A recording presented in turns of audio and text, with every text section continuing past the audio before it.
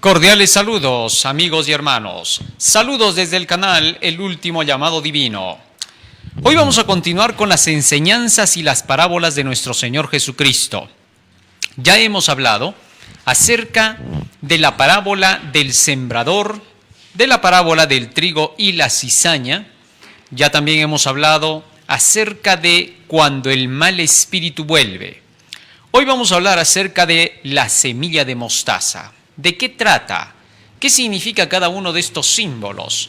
¿Por qué Jesús puso este ejemplo de la semilla de mostaza? Eso es lo que vamos a analizar hoy. Vamos a ponernos de rodillas y vamos a hacer una oración.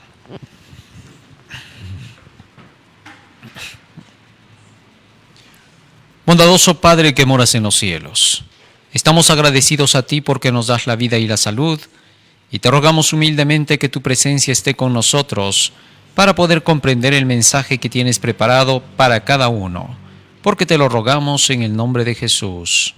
Amén. Amén, Señor.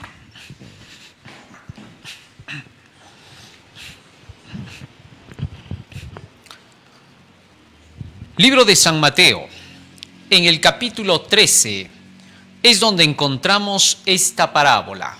Vamos a leer lo que dice aquí la parábola de la semilla de mostaza. A decir verdad, esta parábola la encontramos en 3 libros. Está en Mateo, en Marcos y en Lucas. Así que vamos a leer cómo se presenta en cada uno de los 3 libros para poder sacar la conclusión y sobre todo el significado de los símbolos. Solo comparando todas las veces que se menciona en los evangelios el mismo hecho, la misma historia o la misma parábola, es que podemos recién comprender el significado. Muy bien, vamos a ver. San Mateo capítulo 13, y en el versículo 31 dice el escrito: otra parábola les refirió diciendo: el reino de los cielos es semejante al grano de mostaza que un hombre tomó y sembró en su campo, el cual a la verdad es la más pequeña de todas las semillas, pero cuando ha crecido es la mayor de las hortalizas y se hace árbol de tal manera que vienen las aves del cielo y hacen nidos en sus ramas. Muy bien, aquí en el libro de Mateo podemos ver que Jesús compara el reino de los cielos con una semilla de mostaza. La semilla de mostaza es la más pequeña de todas las semillas. El tamaño que tiene esta semilla es casi invisible a los ojos humanos. Solamente cuando esté en conjunto se puede ver como que fuese un polvillo, ¿no? El hecho es de que esta semilla de mostaza es, dice aquí según la parábola, sembrada. Y cuando comienza a crecer increíblemente, se convierte en la más grande de todas las hortalizas, un tremendo árbol donde las aves pueden venir a hacer sus nidos y habitar protegidas por este árbol. Muy bien, esto es lo que se presenta aquí en el libro de San Mateo. Y quiero que recuerden esta parte que dice: y sembró en su campo, en el versículo 31. Aquí está, y sembró en su campo. Eso lo vamos a recordar. Vamos al siguiente texto ahora, al libro de San Marcos, vamos a San Lucas primero. Acá lo hemos ordenado al revés. Capítulo 13, verso 18 dice: y dijo: ¿a qué es semejante el reino de Dios y con qué lo compararé? Es semejante al grano de mostaza que un hombre tomó y sembró en su huerto. ¿Cómo decía en el texto anterior? En su campo. Ahora dice en su huerto, en su viña. ¿Correcto? Estas palabritas no nos olvidemos porque tienen su significado especial. Más antes Jesucristo había dicho que el campo es el mundo. Ahora el huerto representa solamente a su terreno, a su viña. Vámonos hasta el siguiente texto. Dice ahora en San Marcos 4:30 al 32. Decía también: ¿a qué haremos semejante el reino de Dios? ¿O con qué parábola lo compararemos? Es como el grano de mostaza que cuando se siembra en tierra. Fíjate ahora que ya no dice ni campo ni huerto, dice en tierra. Bueno, cuando habla de la tierra, obviamente se está refiriendo al ser humano, ¿no es cierto? A la persona, porque todos somos hechos de tierra. Adán fue hecho de tierra. Entonces acá dice que ese grano de mostaza se siembra en tierra. Y cuando se siembra es el más pequeño es la más pequeña de todas las semillas que hay en la tierra. Sin embargo, cuando sigue creciendo, ¿qué pasa? Pero después de sembrado crece y se hace la mayor de todas las hortalizas y echa grandes ramas de tal manera que las aves del cielo pueden morar bajo su sombra. Muy bien, estas son las tres presentaciones de la parábola de Jesucristo en relación con la semilla de mostaza. Ahora nos vamos a ocupar de poder descubrir qué cosa significa ese grano de mostaza, por qué se siembra en la tierra, por qué es tan pequeñita al principio y por qué llega a ser tremendo árbol en el cual pueden habitar las aves de los cielos. Muy bien, el primer punto que vamos a analizar sería aquí, ¿qué cosa es el reino de los cielos? ¿A qué se le llama en la Biblia el reino de los cielos? Vamos a ver. Libro de San Marcos, capítulo 1, versículo 14 y 15. San Marcos, capítulo 1, versículo 14 y 15. Dice allí la Escritura: después que Juan fue encarcelado, Jesús vino a Galilea predicando el evangelio del reino de Dios. ¿Qué cosa dice que vino Jesús predicando a Galilea? El evangelio del reino de Dios. O sea que entonces el reino de Dios viene a ser el evangelio de Dios. El evangelio es el evangelio del reino. Es el mensaje que viene de ese reino y todo aquel que lo recibe pertenece a ese reino. Diciendo, el tiempo se ha cumplido y el reino de Dios se ha acercado. Arrepentíos y creed en el evangelio. El mismo hecho de que Jesucristo haya venido a predicar el evangelio significa que el reino de los cielos había bajado y ahora se estaba manifestando a través del evangelio. Cuando tú aceptas el evangelio, estás aceptando el reino de los cielos. ¿Por qué? Porque estás aceptando las bases que te hacen pertenecer a ese reino. Todo aquel que estudia la Biblia está estudiando cómo poder entrar a ese reino, o por lo menos está estudiando de qué se trata ese reino. Y al aceptar el evangelio, tú aceptas el reino de los cielos en tu corazón y ya participas de ese reino desde el momento en que lo aceptas. Cuando Jesús estaba diciendo, ¿con qué compararemos el reino de los cielos? ¿Con qué compararemos la predicación del evangelio, la salvación de las almas? Y entonces Jesucristo comparó a este reino de los cielos, a este evangelio por el cual tú llegas a pertenecer a ese reino, con el granito de mostaza, con la semillita de mostaza. Muy bien.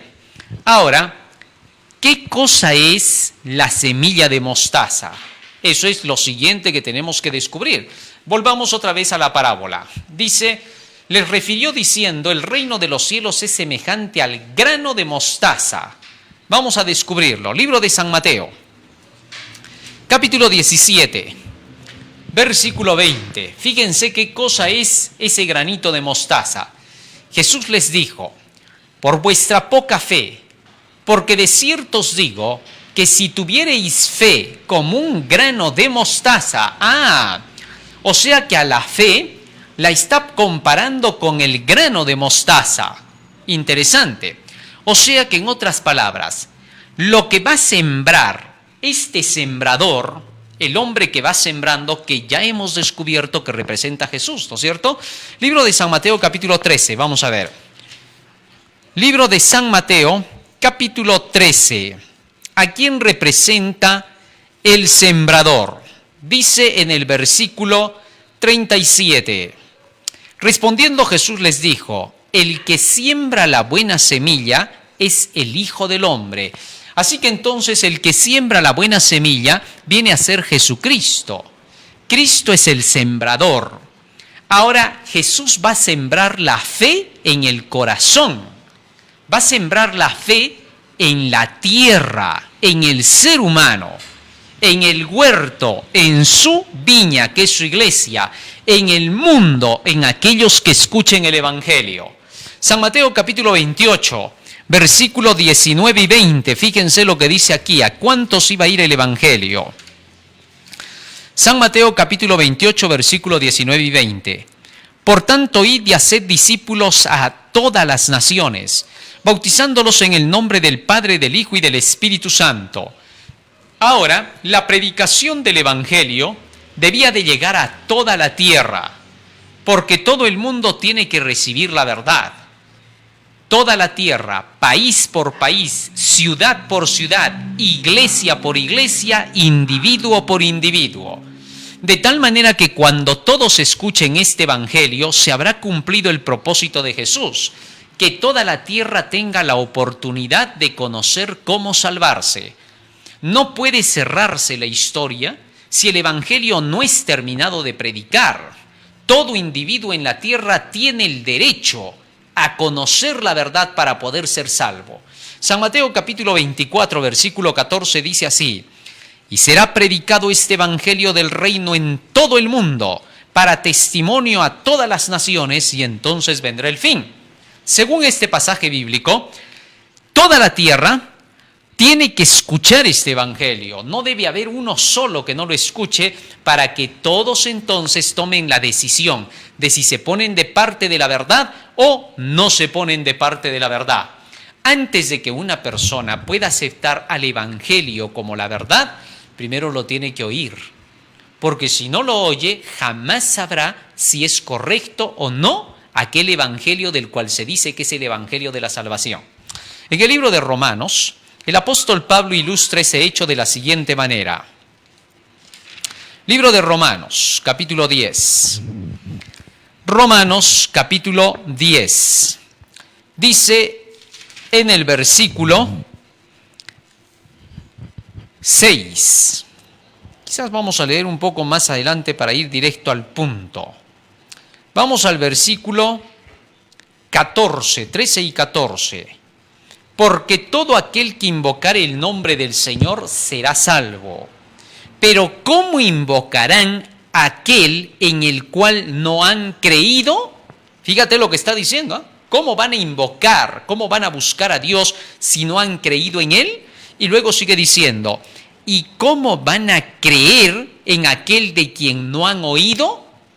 Antes de poder creer en Dios tenemos que escuchar de quién es Dios. Y para escuchar de quién es Dios tenemos que escuchar su palabra, su enseñanza de la Biblia. Porque solo cuando entendemos, cuando escuchamos la palabra de Dios y la entendemos, recién podemos saber quién es Dios y qué cosa es lo que enseña. Y luego sigue diciendo, ¿y cómo creerán en aquel de quien no han oído? ¿Y cómo oirán sin haber quien les predique? Así que entonces, antes de que una persona pueda oír y pueda creer, alguien se lo tiene que anunciar, alguien le tiene que predicar. Y entonces aquí el texto lo que está enseñando es que para que toda la gente en el mundo pueda llegar a creer en Dios y a saber quién es Dios, tendrán que escuchar su evangelio. Y solo después de eso se cierra la historia, porque entonces Jesús va a poder decir, todos conocían, cada uno hizo su decisión, les llegó la verdad con claridad, la pudieron entender, decidieron y ahora cierro la historia, unos a salvación y otros a perdición. Salvación, ¿qué significa? Los que eligieron un nuevo mundo mejor, aquí van a estar, esos son los salvados. Los que prefieren el mundo de la perdición, a este lado, para que vean en qué termina. Y la perdición significa que tú te matas solo. ¿Por qué? Porque en el terreno de la perdición, cada acción que tú realizas te va destruyendo, hasta que finalmente te elimina de pertenecer a este evangelio, al reino de Dios, a aquellos que han elegido un sistema de vida distinto. Ahora, ¿por qué elegirías un sistema de vida distinto? Bueno, sencillo. Porque tú llegarías a comprender que el sistema que Dios te ofrece es un sistema en el cual todo lo que hagas te va a traer beneficio. Gálatas capítulo 6, versículo 7. Fíjate lo que dice aquí el Señor. Libro de Gálatas capítulo 6, versículo 7. Y es en base a esto que funciona el Evangelio. Versículo 7 dice: no os engañéis, Dios no puede ser burlado, pues todo lo que el hombre sembrare, eso también segará. Las leyes de la causa y el efecto, de la acción y la reacción, son las leyes del gobierno de Dios, del reino de los cielos, donde cada acción que tú realizas va a producir una reacción. De tal manera que esa reacción tendrá que ser favorable no solamente para ti, sino para los que te rodeen en ese reino. A fin de asegurar la felicidad en el reino de Dios, Dios tiene que poner reglas y parámetros que hagan que cuando tú los cumples, te produzcan felicidad a ti y que también produzcan felicidad a la otra persona. ¿Comprendiste? Para llegar a ese punto, las leyes tienen que estar tan bien hechas que las reacciones a la obediencia de esas leyes puedan producir resultados positivos de armonía social para que el reino de los cielos pueda ser feliz para siempre. Muy bien. ¿Cómo se va a lograr eso? Aquí dice claramente la parábola que el sembrador, que es Jesús, sembró el grano de mostaza, es decir, la fe. Bueno, y muchos se preguntan, ¿y cómo puedo yo tener esa fe? ¿De qué manera la puedo alcanzar? Se habla mucho de la fe. Todas las religiones te mencionan la palabra fe, pero no todas creen como dice la Biblia que es la fe. Ahí está el detalle por el cual tenemos que empezar. Fíjate en esto. Vayamos a los tiempos de los griegos. Para los griegos platonescos, ¿qué cosa era la fe? Para los griegos, la fe era el acto de creer cuando sentías que podías creer. Así que para creer, según los griegos, tú tienes que sentir que crees. Y ellos, para hacer que tú pudieras tener fe en sus dioses, te decían: cree. Tienes que sentir que crees. Vamos, hazle un esfuerzo para que creas, para que se haga realidad lo que tú quieres. Esa es la fe griega, una fe de sentimiento, fe sentimental. La fe católico-romana es una fe ciega. Tú tienes que creer en lo que diga el magisterio. Si hoy el magisterio de la iglesia te dice que hay limbo, tú tienes que creer que hay limbo. ¿Te acuerdas que antes se creía que había el limbo, no? Según la Iglesia Católica decía, existe el infierno, existe el cielo y existe el purgatorio y el limbo.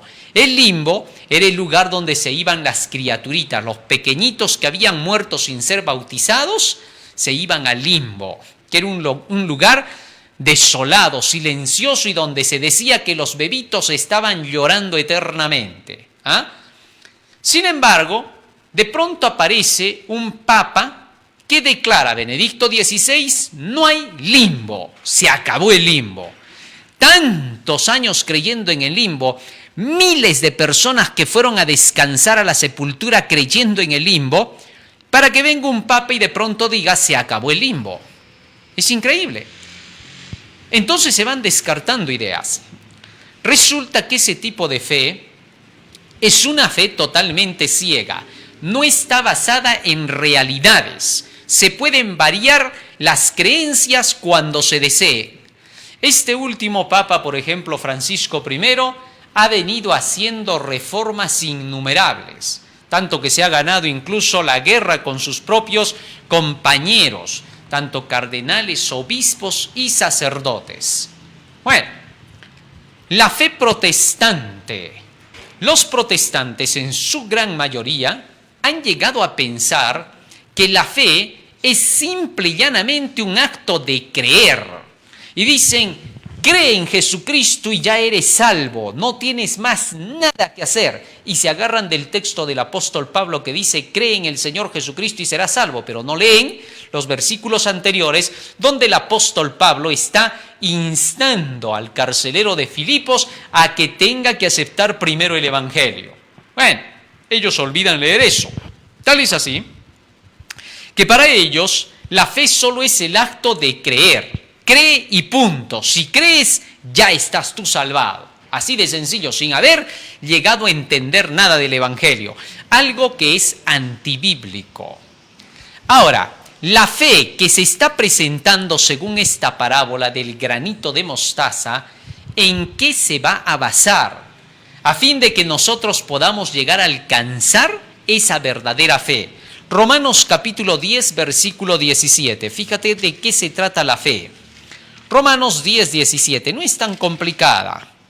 Dice la Escritura, así que la fe es por el oír y el oír por la palabra de Dios. Interesante. Así que la fe viene, dice, por el oír de la palabra de Dios. Cuando tú vas leyendo este libro, entonces vas obteniendo la fe. Te vas llenando de fe, te vas llenando de creencia. La creencia completa de la Biblia es la fe en el Señor.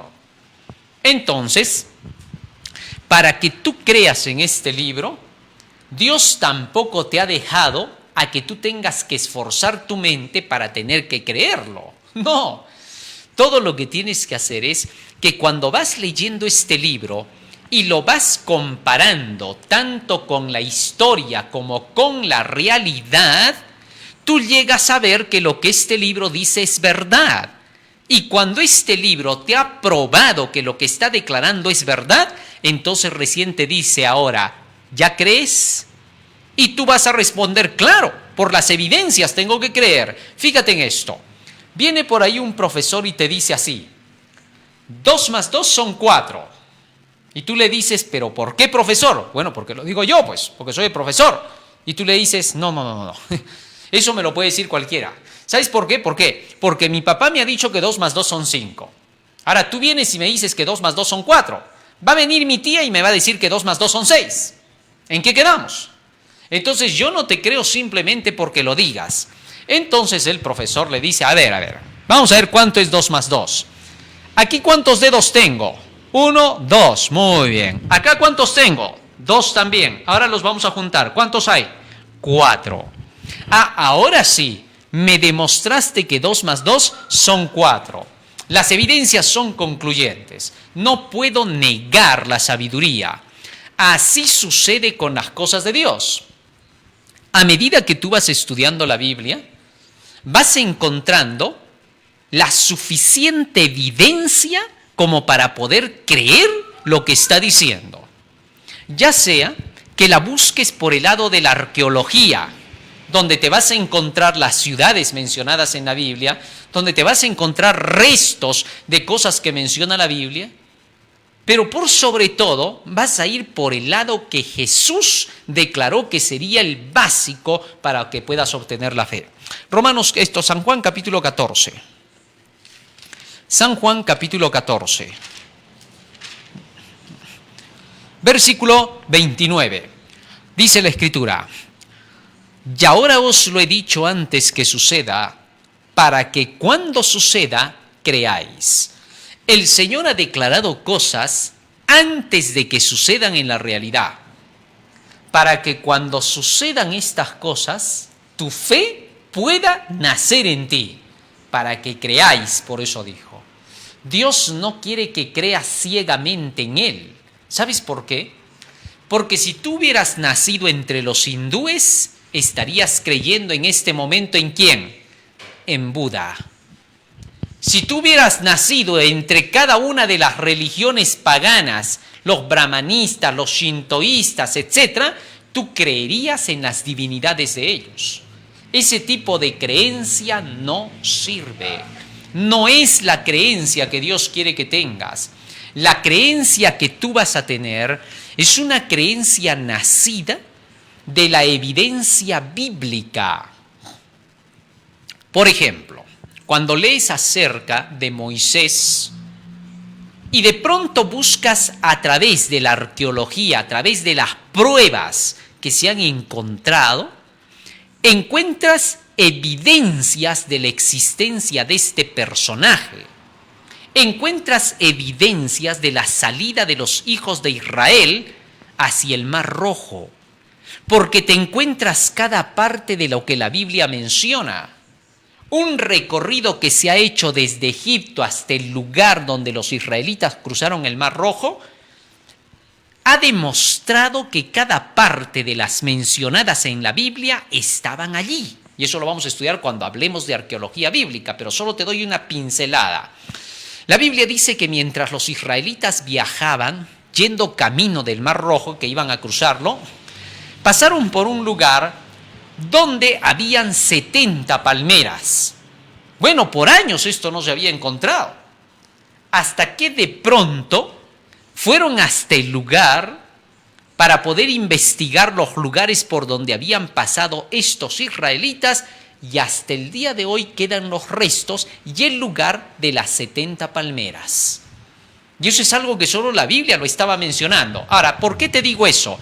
Para que veas que los hechos que las historias bíblicas cuentan se cumplen, están allí y prueban que en realidad estas historias eran reales. Y así puedes repasar gran parte de la Biblia, como por ejemplo la caída de los muros de Jericó, y te vas a encontrar que hasta el día de hoy en el lugar de Jericó se nota que el muro está derrumbado. Así podríamos mencionar más detalles que van a ir confirmando la existencia de las cosas que la Biblia menciona. Pero por sobre todo eso, la parte profética, los asuntos que Dios habla del futuro. Cuando estudias las profecías, te vas dando cuenta que cada profecía se fue cumpliendo con exactitud. Solo para muestra un botón.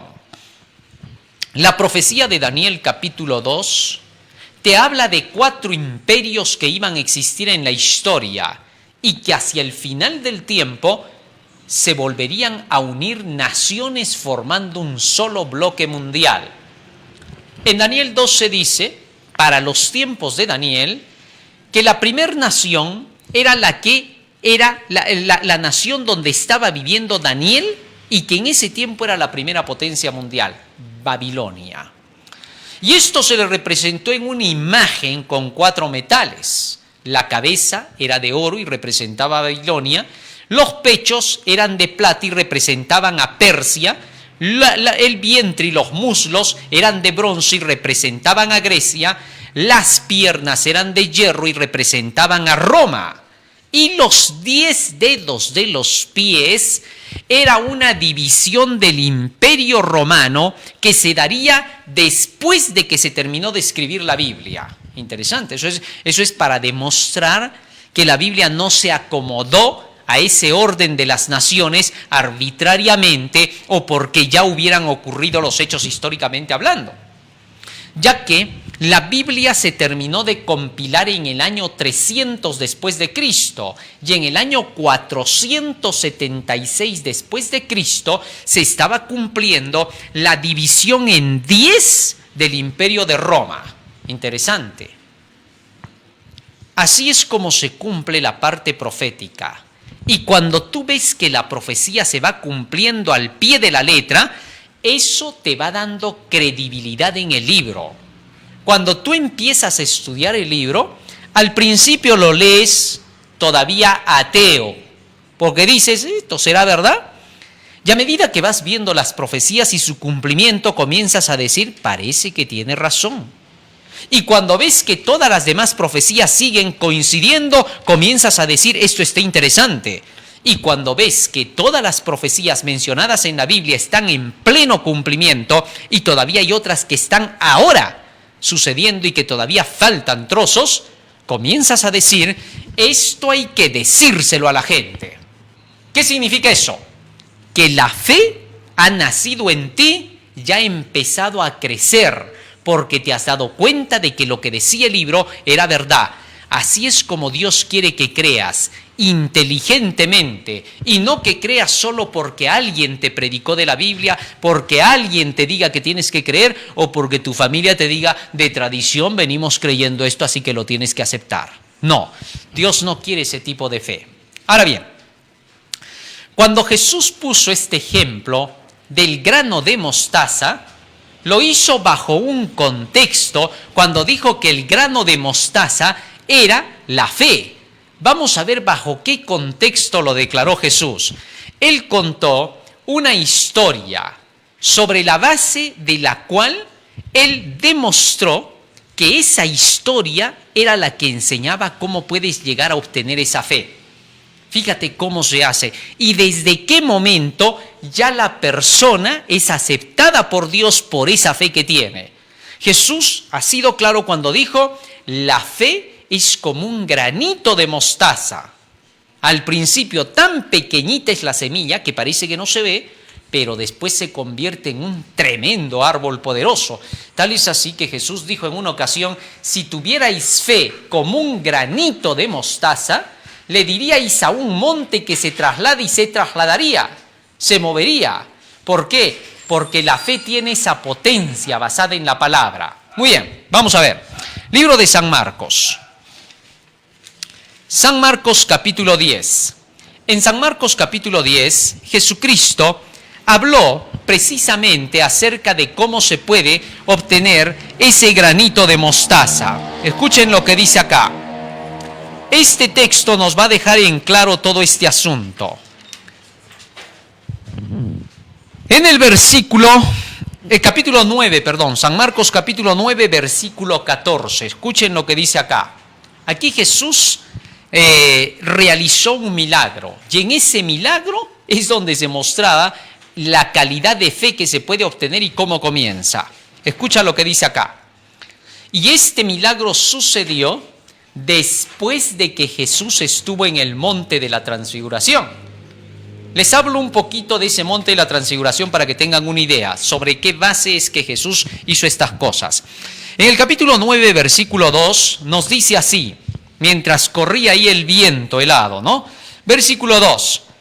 6 días después, Jesús tomó a Pedro, a Jacobo y a Juan, y los llevó aparte solos a un monte alto, y se transfiguró delante de ellos. Transfigurarse significa que comenzó a resplandecer, se mostró con su divinidad. Y sigue diciendo más, versículo 3. Y sus vestidos se volvieron resplandecientes, muy blancos, como la nieve, tanto que ningún lavador en la tierra los puede hacer tan blancos. Ahí se manifiesta la divinidad de Cristo. Más aún sigue diciendo, verso 4, y les apareció Elías con Moisés que hablaban con Jesús. Recuerda que el profeta Elías fue el que Dios llevó vivo al cielo trasladado en un carro de fuego. Ese era el profeta Elías. Porque Elías se había comportado correctamente ante Dios, Elías no necesitó tener que ver muerte. Elías se fue vivo al cielo. Ese es el testimonio de la palabra de Dios. Solo hay 3 personas que en el Antiguo Testamento se mencionan como que están en el cielo. La primera persona era Enoch, el 7º desde Adán. Este hombre Enoch, dice la Biblia, caminó con Dios y fue trasladado vivo por Dios al cielo. El segundo personaje es el profeta Elías, que se fue también en el carro de fuego vivo al cielo. Y el tercer personaje es Moisés. Moisés murió, pero dice la Biblia que el arcángel Gabriel vino a contender por el cuerpo de Moisés y se lo llevó al cielo. Y por eso en el monte de la transfiguración, resucitado ya Moisés, está en el cielo y se le vio junto con Elías, uno a su derecha y otro a su izquierda. Ahora, el momento en que aparecen estos 2 personajes, dice la Biblia en el libro de San Lucas, capítulo 9, versículo 30, ¿para qué se le aparecieron a Jesús? No pierdan San Marcos, capítulo 9, porque vamos a regresar ahí. Solo vamos a leer qué cosa pasó cuando ellos aparecieron ante Jesús.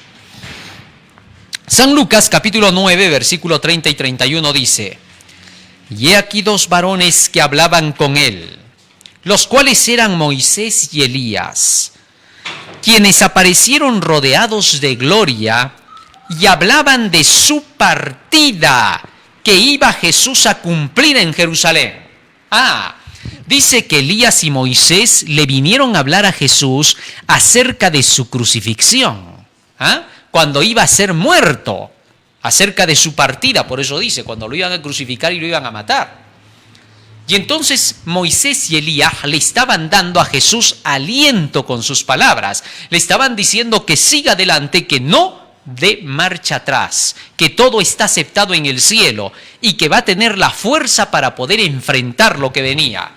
Solo ellos dos podían hablarle de eso. Elías porque salió vencedor y fue llevado vivo al cielo, y Moisés porque murió pero resucitó. Esta era la garantía de que Jesucristo podría vencer y resucitar.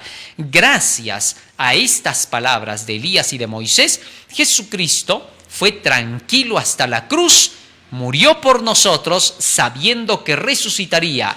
Si Moisés había sido resucitado, ¿cuánto más el Hijo de Dios, que había sido perfecto en su obediencia? Y alguien que podía testificar era Elías. Muy bien, regresamos a San Marcos, capítulo 9. Sigue diciendo el texto bíblico. Versículo 5 ahora.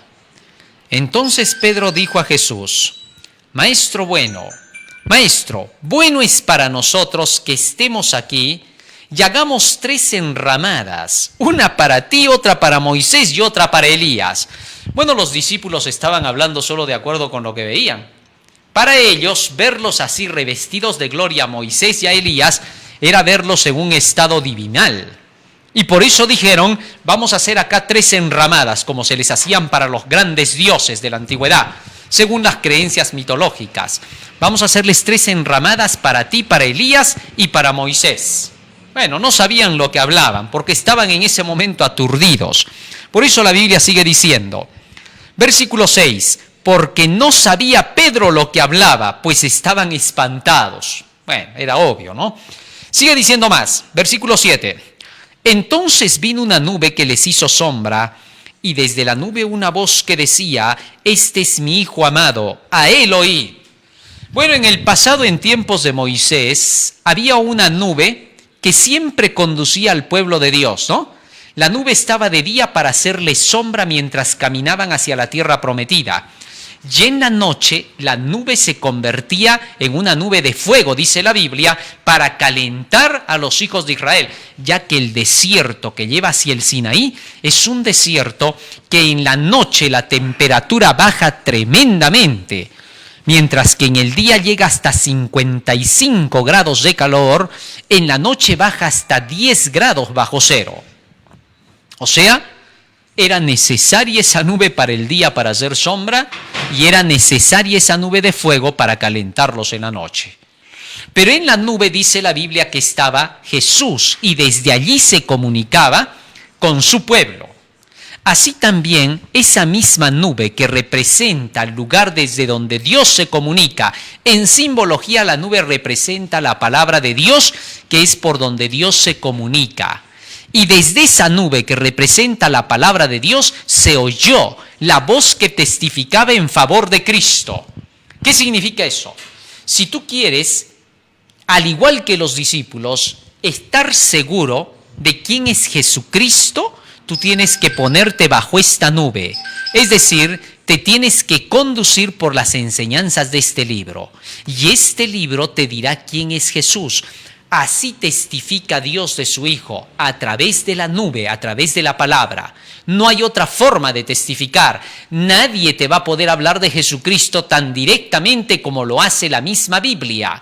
Nadie te puede contar de él. Hay personas, hay dirigentes religiosos que llegan a decir, ¿sabes qué cosa? ¿Para qué tanto conocimiento de la Biblia? No se necesita el conocimiento de la Biblia. Acá lo que se necesita es conoce a Jesús personalmente. Eso es falso. Es porque Él te lo está diciendo, por eso le vas a creer. Tú tienes que creer a la voz que viene testificando de la nube, de la palabra de Dios. No puedes creerle a lo que diga tu pastor, tu dirigente, a lo que diga cualquier hombre que se diga una eminencia en teología en la Biblia, en la tierra. No, Señor. Para que tú creas la verdad, tú tienes que dejar que esta verdad de la Biblia testifique acerca de Jesucristo. Fíjate lo que dice aquí en el libro de San Juan, capítulo 5. Siempre que tú quieras saber quién es Jesús, no vayas al cura, no vayas al pastor, no vayas al teólogo. Corre a la Biblia. La Biblia te va a hablar directamente acerca de quién es Cristo. Por eso, los que predicamos el Evangelio, solo te vamos mostrando cómo se va entendiendo el símbolo y el significado, para que tú te intereses por el libro. El trabajo del predicador es hacerle propaganda al libro, nada más. Por eso se dice, predica el Evangelio. Predicar el Evangelio es predicar este libro, la Biblia. Desde el Génesis hasta el Apocalipsis, todo este libro se llama el Evangelio. Por eso es que para que tú puedas llegar a creer en Jesucristo, tú tienes que llegar a este libro guiado por aquel que te ha predicado, para que tú vayas por ti mismo y descubras la verdad. Como en una ocasión, ¿no? Felipe dice que fue y le dijo a Natanael, ¿sabes qué, Natanael? Los dos eran discípulos de Jesús, cuando recién se estaban acercando a él. Y le dijo Felipe a Natanael, ¿sabes qué? Hemos encontrado a ese que las profecías antiguas dicen que sería el Mesías. Y Natanael le dijo a Felipe, ¿ah, sí? ¿Y quién es? Bueno, es Jesús de Nazaret. Y entonces Natanael le dice, ¿y de Nazaret puede salir algo de bueno? Quiso discutir. Bueno, Nazaret era el peor de los lugares, por así decir. ¿Por qué? Porque Nazaret era conocido porque era una pequeña ciudad aldea donde parecía que se hubieran inventado las malas palabras, donde parecía que toda la corrupción se había inventado. Ahí, en ese lugar, Jesucristo se mantuvo puro. Pero como era tan proverbial el pueblo de Nazaret, Natanael rápidamente le dijo a Felipe, ¿de qué me estás hablando? O sea, ¿me estás diciendo que el Mesías está saliendo de Nazaret? Por favor, ¿de Nazaret puede salir algo de bueno?, dijo Natanael. ¿Y saben qué hizo Felipe? No discutió. Le dijo, mira, ¿sabes qué? Hagamos una cosa. Ven y ve por ti mismo. Y lo llevó hasta Jesucristo. Y entonces Natanael, cuando llega ante Cristo, Jesús lo mira y le dice, aquí hay un buen israelita, incomparable. Y Natanael le dice a Jesús, ¿tú me conoces para que hables de mí? Y Jesús le dice, antes de que te fuesen a llamar, yo ya te había visto orando bajo el árbol. Bueno, Natanael había estado haciendo eso justo antes de que Felipe llegara a llamarlo. Natanael, cuando escuchó eso, se quedó maravillado. Inmediatamente le creyó a Jesús, porque Jesús le dijo directamente lo que había estado ocurriendo con él antes de que lo llamaran. Le profetizó. Y fue suficiente para Natanael. Y dijo, ahora sí creo que tú eres el Cristo. Sin duda, para que tú puedas creer en Jesús, tú tienes que llegar hasta Él por ti mismo. Todo lo que hacemos como Felipe es invitarte. Y te invitamos mostrándote historias de la Biblia, mostrándote profecías de la Biblia, parábolas de la Biblia, enseñanzas de la Biblia, para que veas si tienen sentido.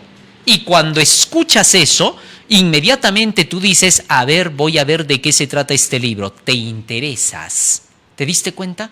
Así entonces el predicador solo tiene un trabajo, hacerle propaganda al libro, hacer notar que el libro es importante, que tiene alguna cosa buena para darte. Y cuando tú escuchas y cuando tú lees por ti mismo, entonces encuentras la verdad.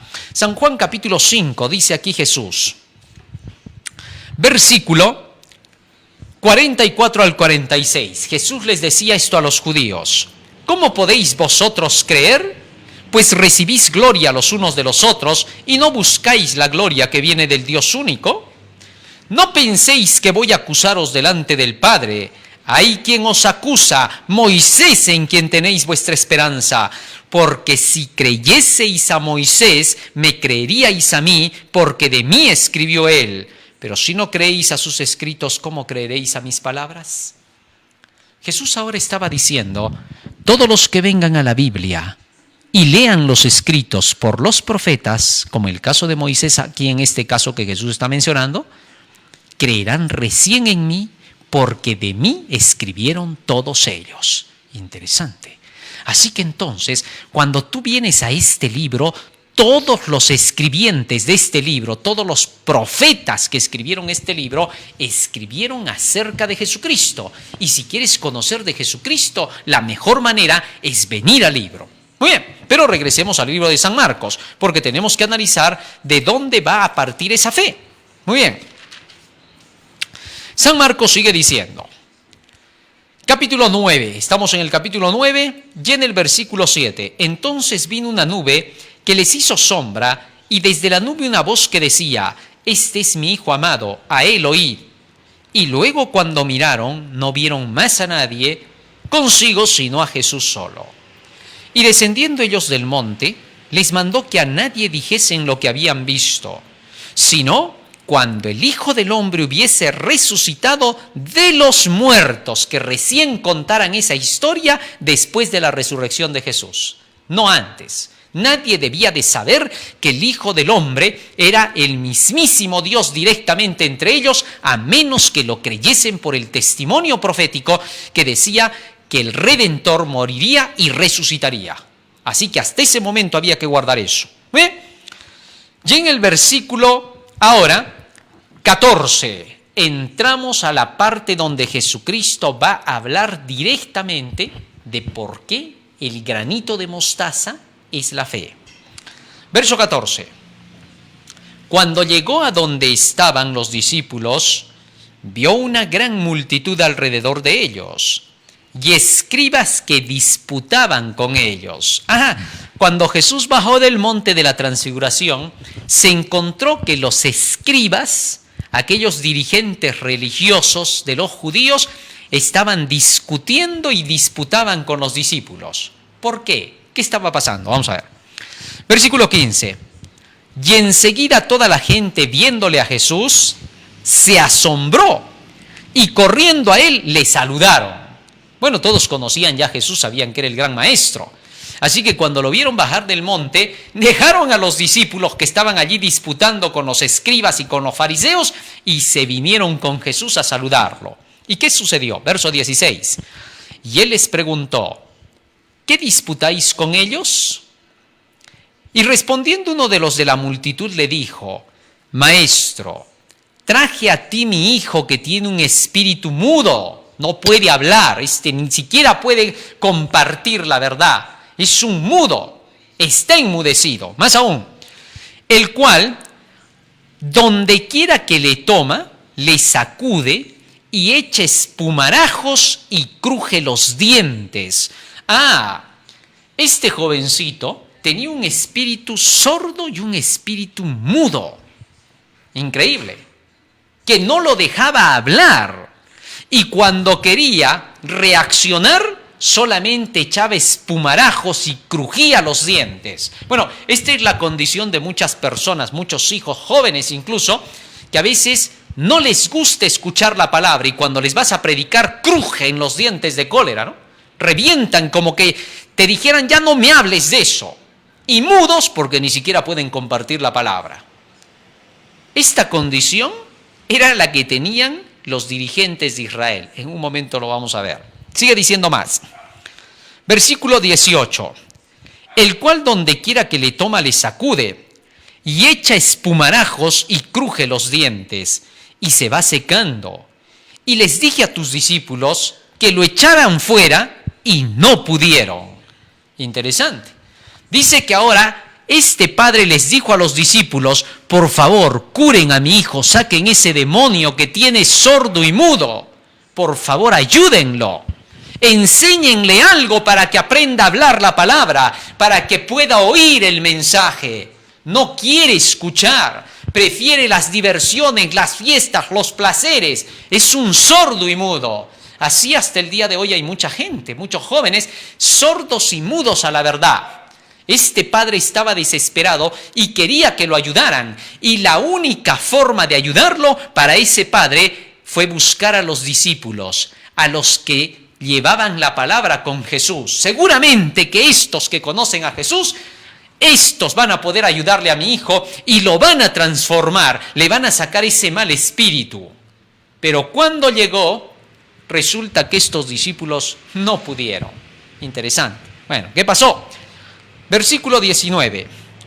Y respondiendo Jesús les dijo: oh generación incrédula, es decir, generación que no cree, que no tiene fe. Así les dijo a los discípulos: generación incrédula, ¿hasta cuándo voy a estar con vosotros? ¿Hasta cuándo os voy a soportar? Traédmelo. Y se lo trajeron. Y cuando el espíritu vio a Jesús, sacudió con violencia al muchacho. ¿Qué te parece? En el momento que le traen a Jesús, a este muchacho, el mal espíritu reaccionó. Y en lugar de que el muchacho quedara tranquilo para ser sanado, reaccionó por el poder del demonio y comenzó a ponerse violento. Bueno, así pasa con muchos cuando se les lleva a la iglesia, se les lleva para que escuchen el evangelio, inmediatamente cambian de cara como a decir: ya me están obligando, acá ya demasiado, ¿qué cosa ya es? ¿De qué va a hablar? Eso es el mal espíritu, el espíritu de la sordera y de la mudez. Pero bueno, sigue diciendo acá, versículo 20. Y se lo trajeron, y cuando el espíritu vio a Jesús, sacudió con violencia al muchacho, quien cayendo en tierra se revolcaba echando espumarajos. Es decir, como cuando a alguien le están predicando y peor se pone, ¿no? Parece que ya no quisiera saber nada. Ya me estás metiendo la religión por las orejas. Todo el día estás con eso, todo el día me molestas. ¿Qué tanto con tu Biblia? Así pasó, ¿no? Bueno, es una reacción que siempre se va a dar. Hasta delante de Jesús pasó, pero ¿quién estaba detrás de ese mal espíritu? O sea, eso había que sacar.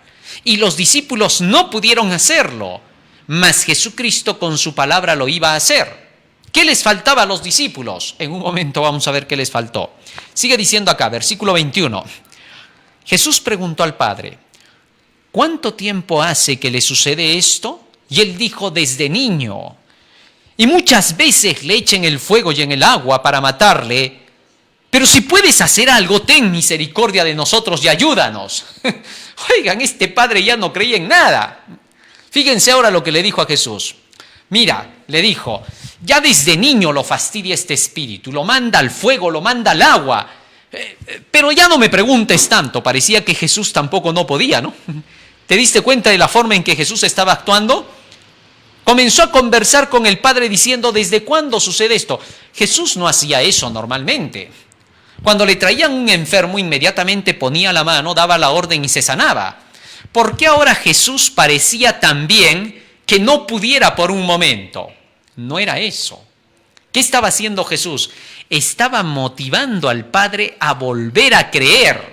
Ya lo había visto tan dudoso que ahora había que sacarle la duda. El Padre, si Jesús no le hubiera hecho esa conversación, hubiera podido hacer creer que en todo momento tuvo fe en Jesús. Pero no, acá se notaba que el padre ya había perdido la fe también. A veces hay padres que cuando ven que sus hijos ya no aceptan el evangelio, ya no acepta la esposa, ya no acepta a nadie en la casa, terminan por desanimarse, ¿no? Y dicen: bueno, ya les he predicado, les he dicho de todo, no me escuchan, no hacen caso, me voy al mundo y voy a ser peor que estos, ya que no quieren escuchar el evangelio.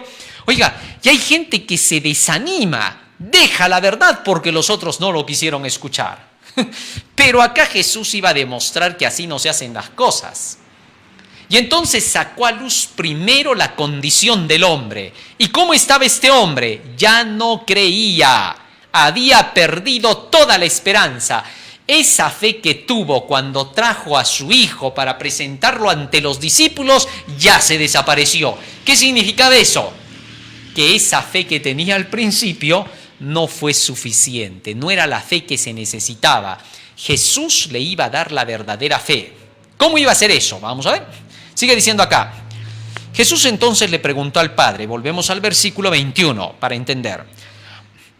Jesús entonces preguntó al Padre, ¿cuánto tiempo hace que le sucede esto? Y él dijo, desde niño. Y muchas veces le echa en el fuego y en el agua para matarle, pero si puedes hacer algo, ten misericordia de nosotros y ayúdanos. Y Jesús le respondió, versículo 23, si puedes creer, al que cree todo le es posible. ¡Ajá! Jesús ahora había sacado primero al espíritu de la duda del Padre. De nada iba a servir el asunto si el Padre no tenía fe. Cuando el Padre escuchó esto, inmediatamente se quedó pensativo y dijo, ¿cómo? O sea, por mi culpa mi hijo no se va a sanar. Claro, si me está diciendo si tienes fe se va a sanar. Solo con fe todo es posible. Pero ahora veo que tú no tienes fe. No sé para qué me traes a tu hijo si no crees en que lo voy a poder curar. Tienes que creer. Ahora el Padre se deshizo, se derritió. Su egoísmo tenía que morir. Si no moría su egoísmo, no se lograba nada. Y ahora, ¿cómo moría ese egoísmo? ¿De qué manera podía volver a creer este hombre? Si los discípulos no habían podido hacer nada, se supone que eran hombres de Dios. Entonces ahora en su desesperación el hombre, ¿qué responde? Versículo 24. E inmediatamente el padre del muchacho clamó y dijo. Esa partecita clamó y dijo significa que el hombre había entrado en angustia. Era como que dijera, ¿qué hago? Tus discípulos no han podido. Las evidencias me dicen que no se puede. Debo creer en ti que eres su maestro. ¿Qué les has enseñado? Clamó. Ahora se daba cuenta que su egoísmo podía malograrlo todo. Y entonces dijo lo que se llama la semillita de mostaza. Fíjate lo que dijo. Creo, ayuda mi incredulidad. ¿Cómo? ¿Estás entendiendo lo que está diciendo? Creo, ayuda mi incredulidad. En otras palabras, quiero dejar de ser incrédulo. Ayúdame, quiero creer. Creo, sacó fuerzas del interior porque ya estaba incrédulo. Y entonces dijo, creo. ¿Alguna vez te ha pasado que tú quieres decir, sí, yo quiero creer en el Señor, pero es que no sé cómo hacerle para creer? Eso estaba pasando él. Creo, ayuda a mi incredulidad, saca la incredulidad de mí. Bueno, había que sacar ahora 2 demonios. El de la incredulidad del padre y el demonio sordo y mudo del hijo. Esto era lo que estaba trayendo todo el mal. Sin duda, cuando Jesús estaba por sanar a este joven, estaba dando una lección a toditos los que estaban allí presentes, desde los dirigentes hasta el último de los discípulos. Algo estaba mal y era que no estaban creyendo como debía de ser. Y entonces cuando el hombre dijo eso, fíjate lo que pasó, de inmediato. Y cuando Jesús vio que la multitud se agolpaba, reprendió al espíritu inmundo diciéndole, espíritu mudo y sordo, yo te mando, sal de él y no entres más en él. Interesante. Ahora Jesucristo iba a demostrar su poder, su divinidad. ¿Qué cosa hizo? De inmediato, cuando vio que la gente se agolpaba, porque todos se venían, ese momento era crucial. Y Jesús vio que había harta gente y dijo, este es el momento. Es ahora cuando tengo que hablar, para que todos puedan creer. Jesús siempre que buscaba predicar trataba de llegar al máximo que podía de gente, a todo lo más que se pudiera, que pudiera llegar su mensaje y ser compartido en todos los lugares. Así que entonces, ¿qué hizo Jesús? De inmediato le dio la orden al mal espíritu. Espíritu inmundo, sal de él, espíritu mudo y sordo. Desde ese día este joven ahora testificaría acerca de Jesús. Desde ese día este joven ahora gustaría de oír a Jesús. Y desde ese día Ahora, este mal espíritu no volvería a entrar más en él. ¿Por qué? Por algo que dijo Jesús. Yo te ordeno, te mando, sal de él. ¿Sabes? La palabra de Jesucristo tiene ese poder. Cuando tú te llenas de este libro, aquí están los mandamientos de Dios. Y ahora hay algo grande que tienes que entender. Y escúchalo bien. Oído, abre tus oídos como nunca. Deja de ser sordo y deja de ser mudo. Escucha bien. Cuando Jesús dio el mandamiento, yo te ordeno, sal de él. ¿El mandamiento a quién estaba yendo? ¿Te acuerdas? ¿Estaba yendo al joven? No, estaba yendo al espíritu inmundo, mudo y sordo. O sea, cuando los mandamientos de la ley de Dios llegan a ti, ¿de qué te sientes mal? ¿Por qué dices mucho pide? No, si no es a ti a quien se está ordenando. Se le está ordenando a todo lo malo que hay en ti que se deshaga. Cada mandamiento harás y no harás va contra esos malos espíritus para que te dejen en paz, para quedar libre. Los mandamientos de Dios dan libertad, alegran el corazón.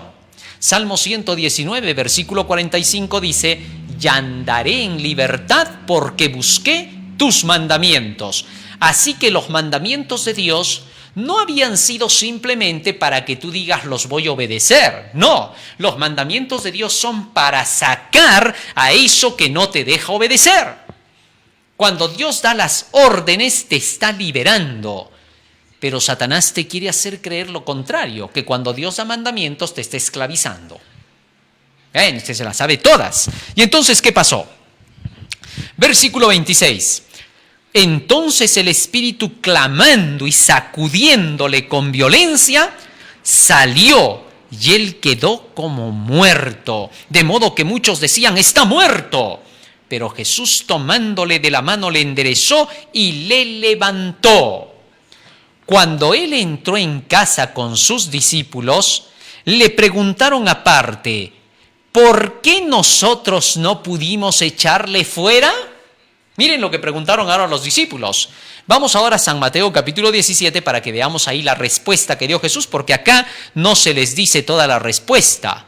Dice, y les dijo, este género con nada puede salir sino con oración y ayuno, pero no dice toda la respuesta. Pero cuando vamos a San Mateo 17, donde encontramos la misma historia, la misma parábola, fíjate lo que dice. San Mateo capítulo 17. Por eso es bueno comparar todas las historias que hablan de lo mismo en la Biblia para entender un poquito acá, otro poquito allá. Así se estudia la Biblia. Estas son las formas más claras. Las parábolas y las enseñanzas de Jesús te van a demostrar cómo Jesús utilizaba las Escrituras y cómo debemos usarlas nosotros. San Mateo capítulo 17. Dice así, versículo 19. Viniendo entonces los discípulos a Jesús, aparte le dijeron, ¿por qué nosotros no pudimos echarlo fuera al demonio? Y Jesús les dijo, por vuestra poca fe. Lo que tenían era poca fe, poca creencia de la verdad, poco conocimiento, poco estudio, no se dedicaban a estudiar como debían, no estaban llenos de la palabra. ¿Qué le iban a ayudar a alguien que no quiere escuchar el Evangelio, a alguien que no quiere predicar el Evangelio? ¿Qué le iban a ayudar estos si ellos mismos no conocían cómo guiarlo a la Biblia? Para que tú guíes a otro a la Biblia, tienes que conocer la Biblia para saberla propagandear, para que la puedas defender, entre comillas, para que la otra persona crea lo que le estás enseñando. Así que Jesús les dijo, lo que pasa es que ustedes tienen poca fe. Pero lo que interesa ahora viene acá. Sigue leyendo.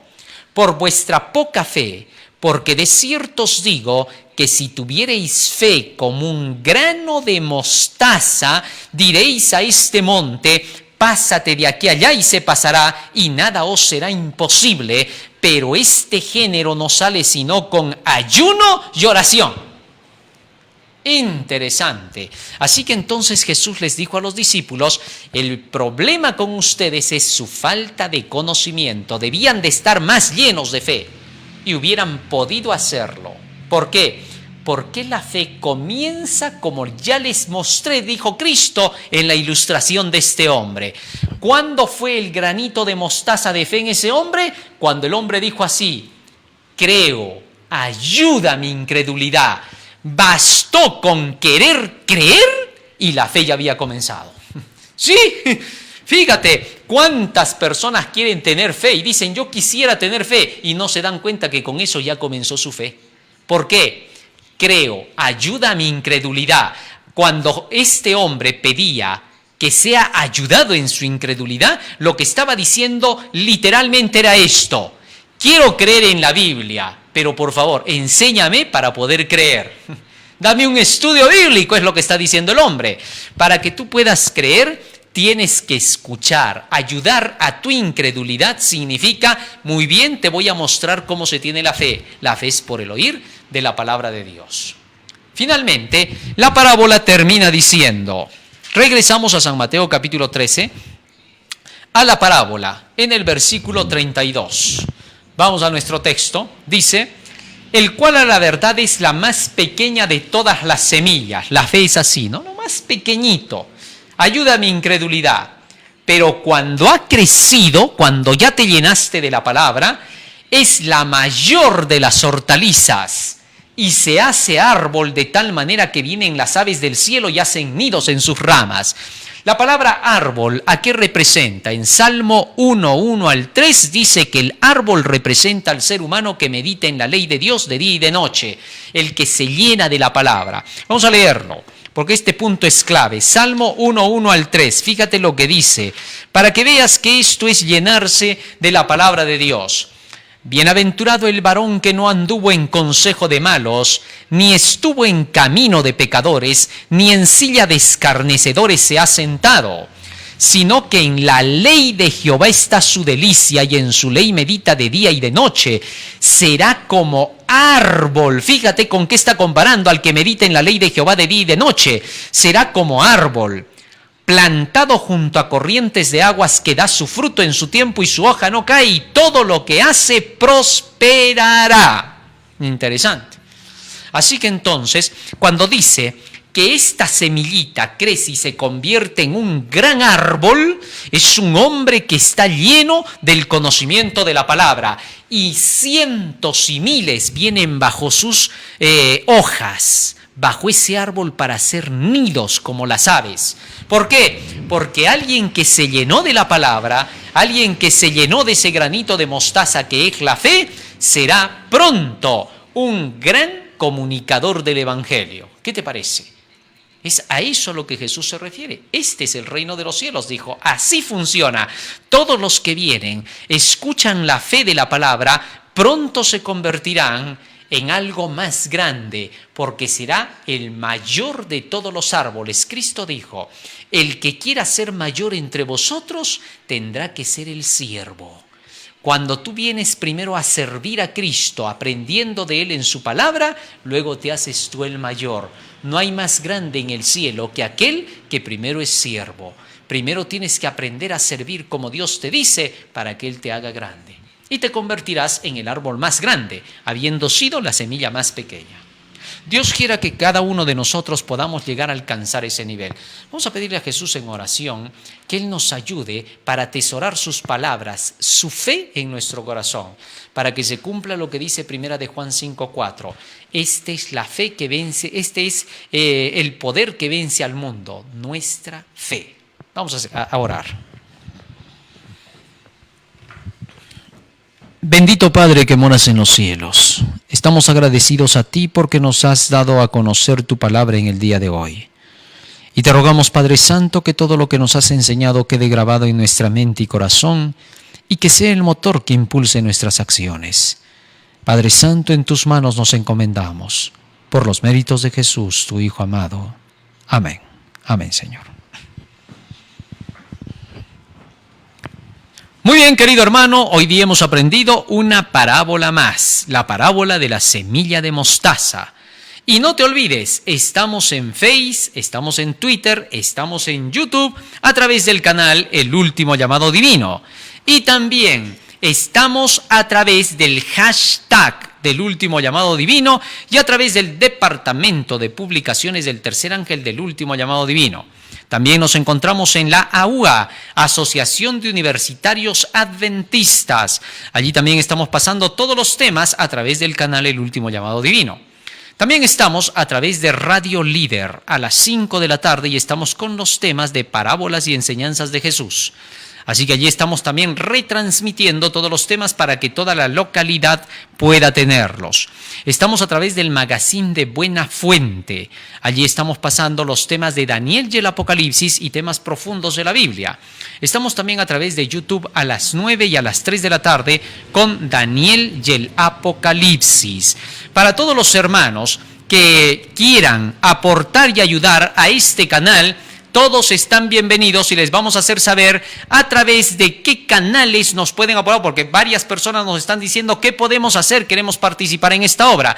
Ya les vamos a avisar. Mientras tanto, corre la voz, por favor, haz que esto se viralice, predícales a tus amigos, a los pastores de las iglesias, hermanos, donde quiera que llegue este mensaje, llevará salvación.